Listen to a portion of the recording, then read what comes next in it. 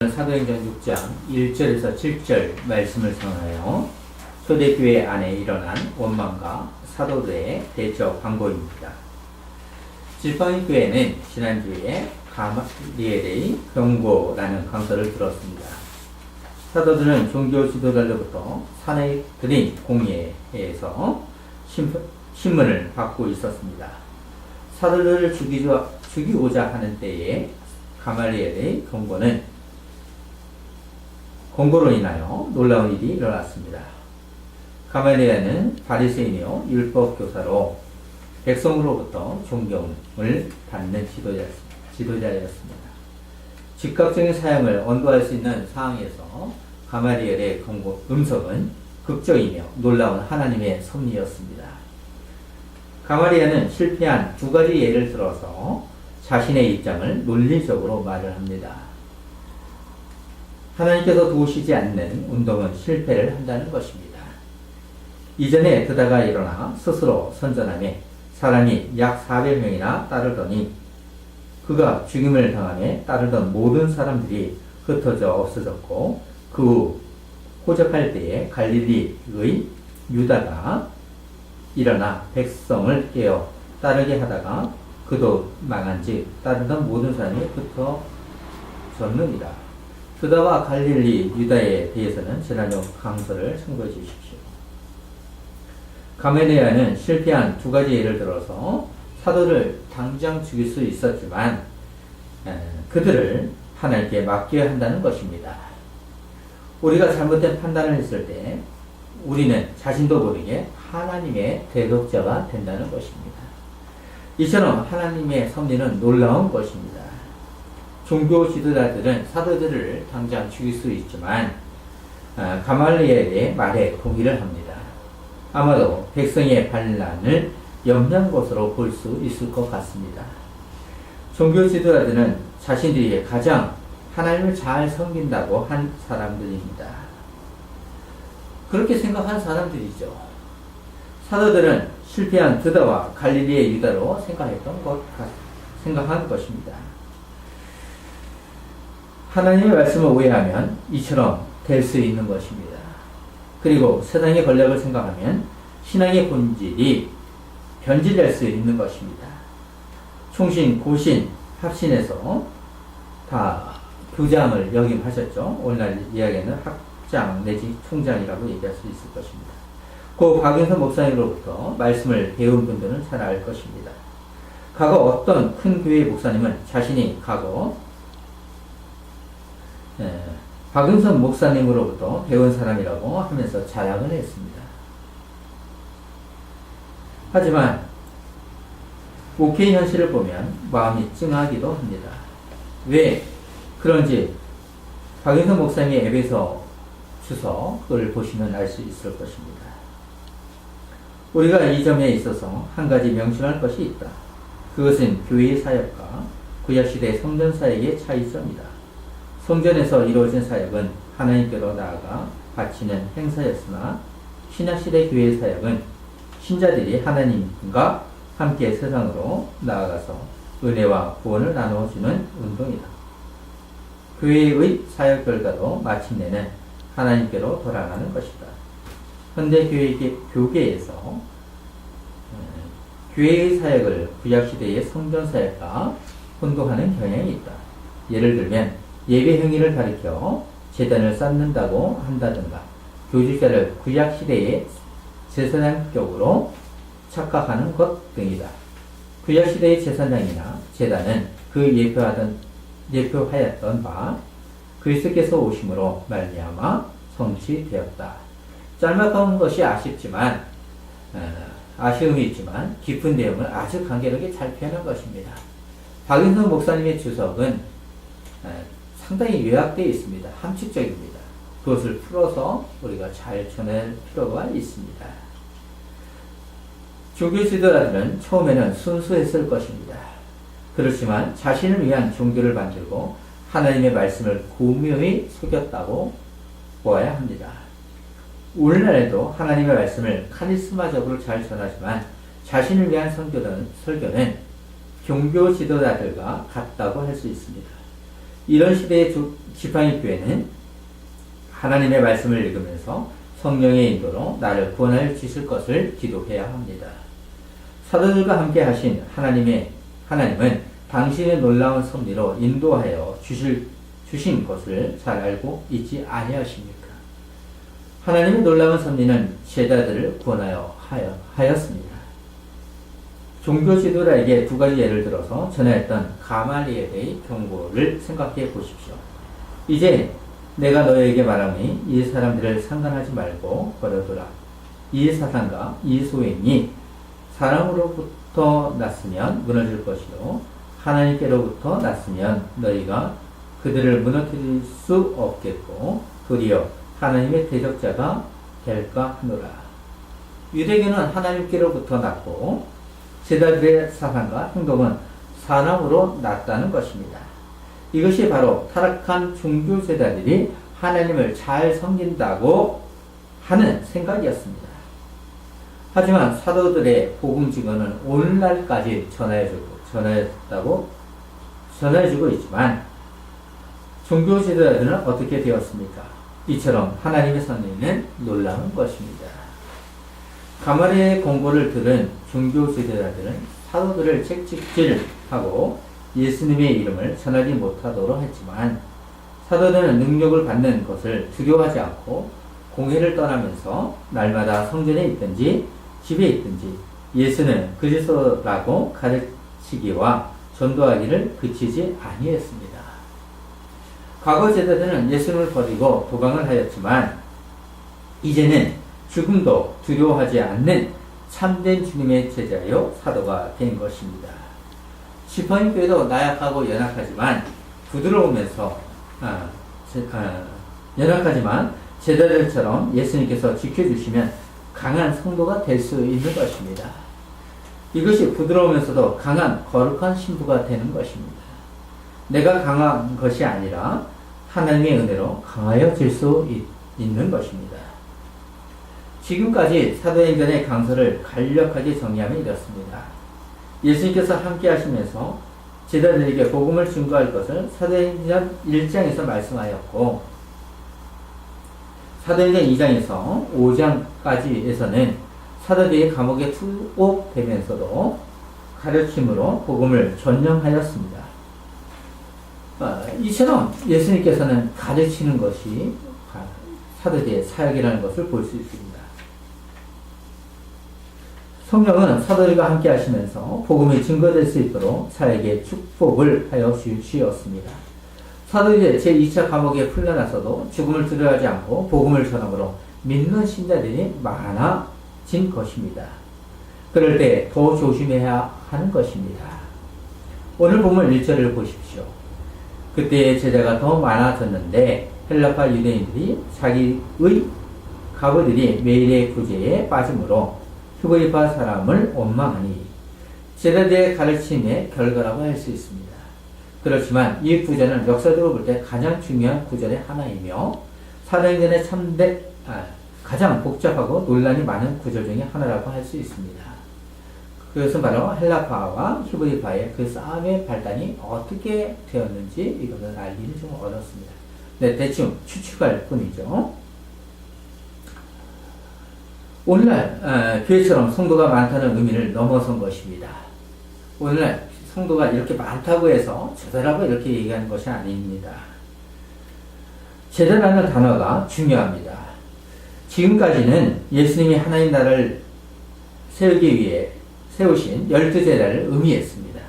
하지만 오늘 본문에서 처음으로 신자들을 제자라고 부르고 있습니다. 이제는 신자들도 사도들의 가르침을 배우고 성장하여 복음의 사역자로 남을 가르치게 될 제자를 의미하고 있습니다. 사도들과 같이 성장하여 복음의 사역자로 가르칠 수 있는 귀한 성도가 되었다는 것입니다. 신자가 되었다는 것이고 제자가 되었다는 것입니다. 신자들도 제자와 같은 모습을 보여주기 시작했던 것입니다. 이렇게 성장하는 초대교회의 외적인 갈등이 아니라 내부적인 갈등이 일어난 것입니다. 구약에서도 고아와 가부를 돌볼 것을 하나님께서 말씀하신 것처럼 초대교회에도 가보와 같이 연약한 자들에게 관심을 가졌고 도왔습니다. 초대교회는 교회 안에서뿐만 아니라 이웃에게도 똑같이 하였습니다. 이런 점을 생각하면 가르침과 전도는 영적인 일이고 구제는 영적인 일이 아니라는 것은 잘못된 것입니다. 똑같은 영적인 일이라는 것입니다. 본문에서 헬라파 유대인이라고 하는 것은 디아스포라로 유대 땅이 아닌 여러 나라에서 생활하다가 고향으로 돌아온 사람들을 지칭하는 말입니다. 그리고 계속해서 팔레스타인 땅에서 생활하는 사람은 히브리 사람이라고 구분하여 불렀습니다. 이처럼 이렇게 같은 민족이면서도 어느 지역에 살았냐에 따라서 이렇게 분쟁이 생길 수 있는 것입니다. 본문에 같은 민족이지만 이처럼 구분하였다는 것입니다. 히브리 사람들은 같은 민족이라고 하면서도 자신들만이 더 선민의 민족이라고 하면서 배타는 생각을 하였습니다. 같은 유대인이라고 하면서 같은 제자가 되었지만 구제하는 일에 문제가 생긴 것입니다. 초대교회 안에 좋은 일과 함께 좋지 아니한 일도 일어난 것입니다. 초대교회는 사도들의 말씀에 가르침을 받으면서 과부들에게 매일 음식을 나눠주는 일을 감당하였습니다. 그런데 문제는 헬라파 유대인들이 자기의 과부들이 매일의 구제에 빠짐으로 히브리파 사람을 원망했던 것입니다. 또한 언어적인 차이도 있었기 때문에 불평은 더했을 것입니다. 구제를 받아야 되는데 빠졌다면 어떻게 하겠습니까? 먼 지역에서 와서 다시 유대인 땅에 와서 생활해야 되는데 그들에게 살만한 터전이 어디에 있겠습니까?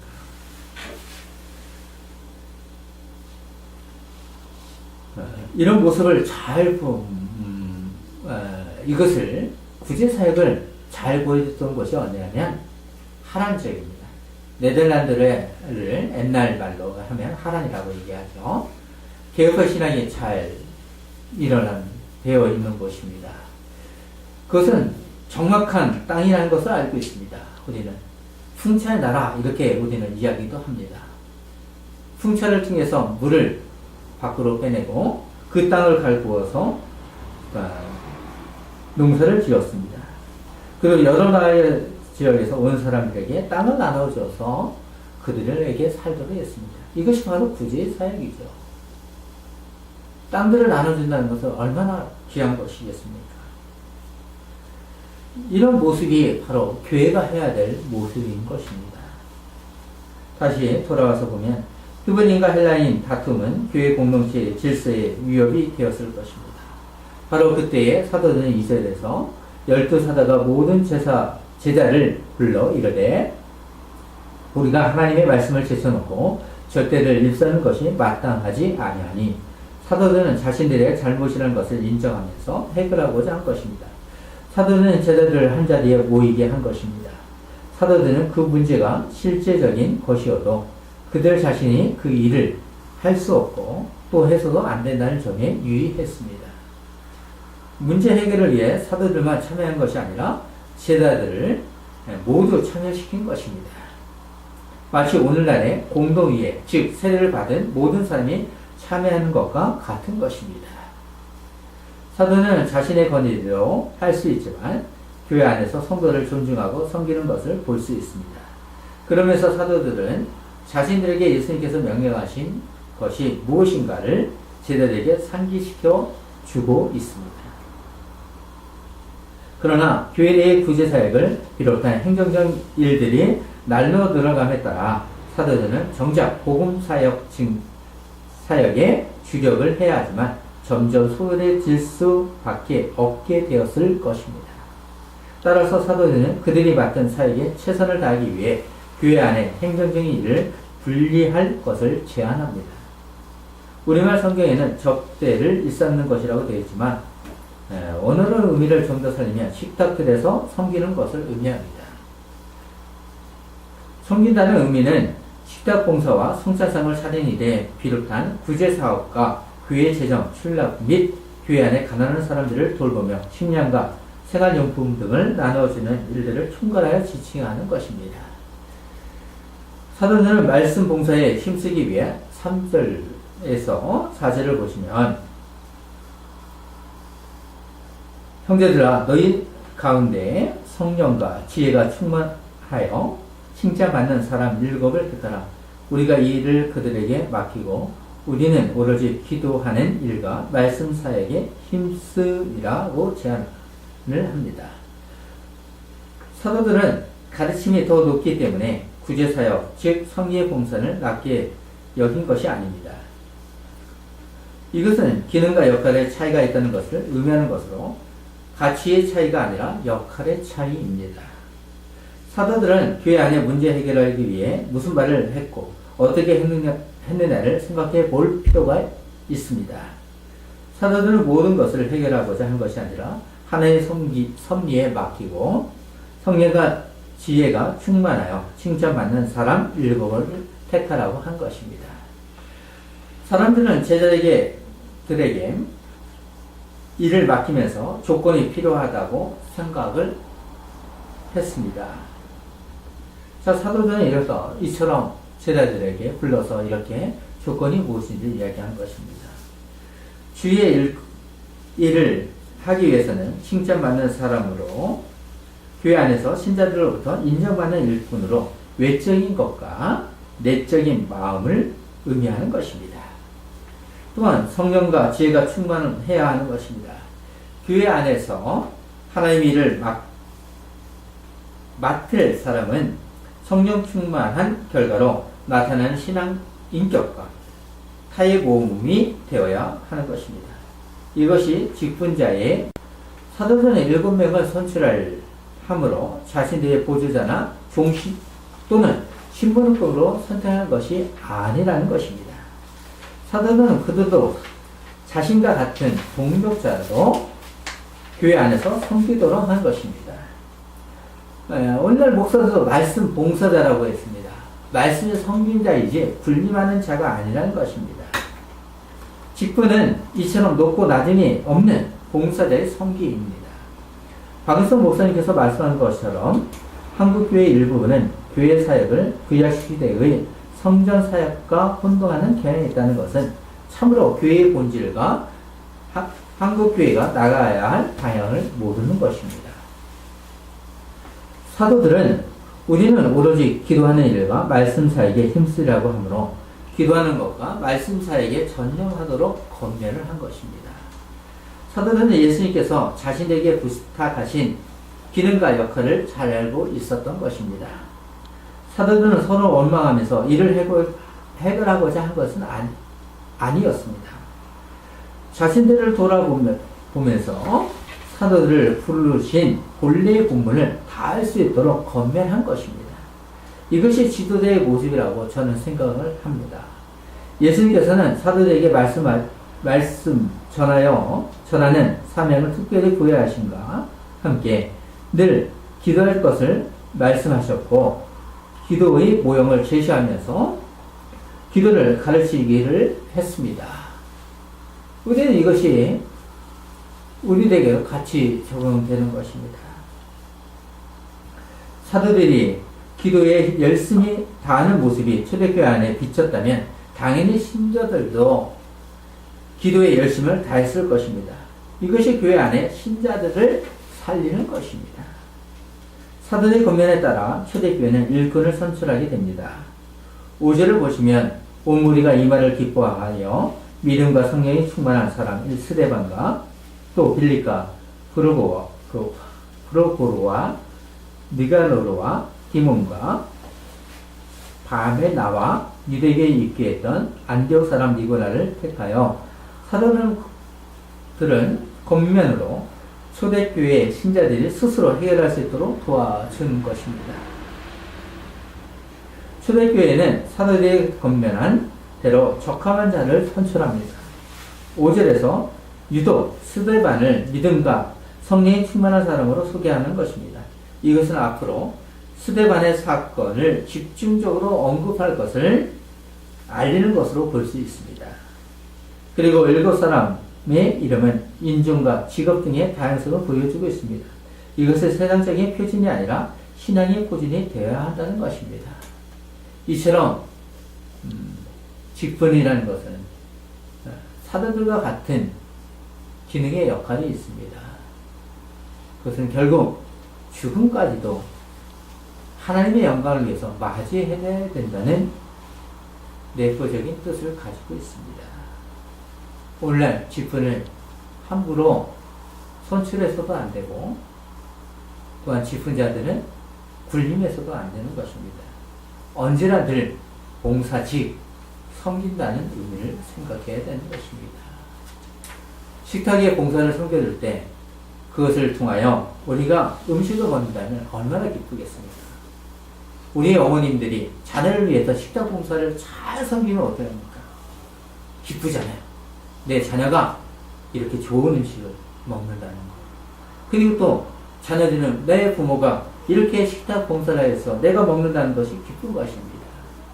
그만큼 봉사의 성질은 사랑에 있는 것입니다. 예수님께서도 마지막으로 성찬에 마지막 만찬에 섬기는 식탁에 봉사를 하지 않았습니다. 당신님께서 직접 차려주시지 않았습니다. 결국 그 차려짐으로 자신의 목숨을 내려놓는 것을 볼 수 있습니다. 이것이 진정한 사랑인 것입니다. 사도들은 선수된 일꾼들에게 6절을 보시면 사도들 앞에 세우니 사도들이 기도하고 그들에게 안수하니라. 초대교회 일꾼들은 사도들과 대립하는 것이 아니라 서로 보완적이고 같은 성기의 봉사자로 관계를 맺도록 하는 것입니다. 사도들은 일꾼들을 위해 기도하므로 모든 것이 하나님의 주권에 달린 것임을 인정하는 것입니다. 사도들은 교회 안에 발생한 문제를 신속하게 처리하므로 교회는 더욱 든든히 세워져 갈 수 있었습니다. 그런데 주의할 것은 안수라는 단어입니다. 교회 안에 문제를 사도들이 권면하고 신자들이 한 것 같지만 결정은 하나님의 섭리로 이루어진 것입니다. 그러므로 사도는 일꾼들에게 안수하여 구제의 일을 책임지도록 한 것입니다. 책임지도록 안수하면서 안수한다는 의미는 민수기 27장 18절과 23절에서 나오는 모세가 여호수아에게 그 직무를 위임한 일을 생각나게 합니다. 여기서 안수라는 의미는 기도한다는 의미입니다. 뭔가 신적인 의미를 통해서 그런 것이 아닙니다. 거기에 보면 이러한 안수 행위를 통해서 모세의 권위 중 얼마가 여호수아에게 부여된 것으로 나타납니다. 섬김이 이렇게 부여되는 것이죠. 본문의 안수 행위는 사도의 그 권위를 교회에서 뽑은 일꾼들에게 위임한다는 것을 상징적으로 의미하는 것은 의미임이 분명합니다. 그렇다면 일꾼들은 사도들처럼 충실하게 수행해야 하는 막중한 임무가 있는 것입니다. 사도들의 안수를 통해 교회의 인정과 권위 부여를 받으므로 교회가 바르게 성장할 수 있도록 최선을 다해야 하는 것입니다. 이것이 진정한 성김의 봉사입니다. 신비적인 것이 아닙니다. 오늘날도 중요하게 생각해야 할 것은 성령과 지혜가 충만하고 사람들로부터 칭찬을 받아야 하는 자격이 되어야 한다는 것을 명심해야 합니다. 초대교회는 이처럼 일꾼들을 바르게 세웠을 때 어떠한 일들이 일어납니까? 7절 말씀을 보시면 하나님의 말씀이 점점 왕성하여 예루살렘에 있는 제자의 수가 더 심히 많아지고 허다한 제사장의 무리도 이 도에 복종하니라. 여기서 세 가지로 볼 수 있습니다. 첫째는 하나님의 말씀이 점점 왕성하여지는 것으로 성경의 교훈으로 가르침이 더 많아졌다는 것입니다. 성경의 교훈의 가르침을 더 많아졌다. 그만큼 더 많이 알아갔다는 것입니다. 하나님의 아는 지식이 풍성해졌다는 것입니다. 사도들이 가르치는 일에 더 많이 전념했다는 것을 볼 수 있는 것입니다. 둘째는 교회가 성장하는 것으로 예루살렘에 있는 제자의 수가 많아졌다는 것입니다. 이것은 제자들의 가르침과 일꾼들의 봉사의 성경을 통해 교회가 무엇인가를 사람들에게 잘 드러난 결과입니다. 그 결과로 교회는 수직적으로 성장할 수 있었던 것입니다. 마지막으로 제사장의 무리도 이 도에 복종하는 것입니다. 제사장의 특권을 버리고 다같이 교회요 신자요 성도가 된 것입니다. 하나님 나라가 무엇인지 알았던 것입니다. 세상은 마치 왕 같은 직분이요 권력이지만 하나님의 은혜를 안 후 자기의 특권을 내려놓았다는 것은 하나님 나라를 위해 자신의 모든 것을 포기한다는 것이기도 합니다. 이처럼 하나님께서 예수님을 당신을 위해 보내어 주심으로 초대교회는 건실한 일꾼으로 세우면서 사회적으로 영향력을 발휘하면서 회개와 개종을 불러일으키도록 하셨습니다. 이것이 하나님의 섭리입니다. 사람이 하는 것 같지만 모두 하나님께서 이루어 가시는 것입니다. 오늘 말씀을 생각하면 사도행전 6장은 교회가 좋아하는 말씀이기도 합니다. 가장 잘 알고 있기도 하지만 가장 쉽게 망각하는 것이 오늘 말씀이기도 합니다. 오늘날 어떤 분들은 자신의 교회에서 가장 많은 일을 한다고 자랑을 하기도 합니다. 큰 교회 목사이면 사회적으로 매우 대우를 많이 받기도 합니다. 그렇다 보면 자신들의 재주, 기획, 지식, 능력을 강조하고자 합니다. 이것은 자신을 의지하는 것입니다. 처음에는 순수했을 몰라도 타락한 결과의 모습인 것입니다. 제자들, 즉 교회 안에서 신자들과 제자들은 자신을 의지하기보다 하나님께 의지하면서 문제를 해결할 수 있도록 제자들, 즉 교회 안에 신자들과 공유했습니다. 지파인 교회는 주님의 은혜로 구원을 받은 신자들의 교회입니다. 우리는 모든 면에서 하나님의 은혜가 아니면 사람들과 다른 것이 무엇입니까? 그렇기 때문에 나를 자랑하는 것이 아니라 오직 하나님만 자랑해야 합니다. 제사장들은 자신을 자랑했지만 결국 자신을 포기할 때 하나님의 긍휼로 제자가 되어 교회 안에서 신자들과 같은 신분이 되었던 것입니다. 교회 안에 들어왔다고 해서 믿음이 강하고 성경을 모두 아는 것은 아닙니다. 교회 안에 들어온 신자들은 하나같이 하나님 앞에 죄인입니다.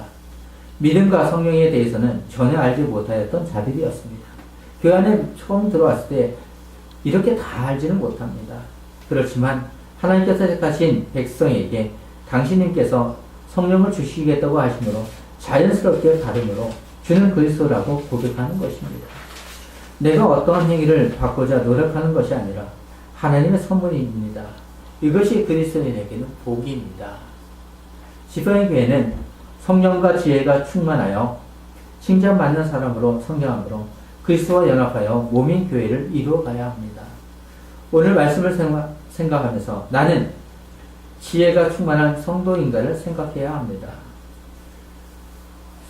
성경의 지혜는 실제의 생활 속에서 최선의 목적을 이루기 위해 어떤 것을 택하고 어떤 것을 버려야 할 것인가를 아는 분별력이 있다는 것입니다. 초대교회는 사도들이 말한 것을 기뻐하면서 믿음과 성령이 충만한 사람을 택하는 모습을 보면 직분은 권위와 영광을 얻고자 하는 것이 아니라 봉사의 섬김이라는 것입니다. 우리도 교회 안에서 여러 가지 일들이 일어날 때 초대교회 안에 일어난 원망과 사도들의 대처 방법을 생각하면서 마무리하도록 하겠습니다.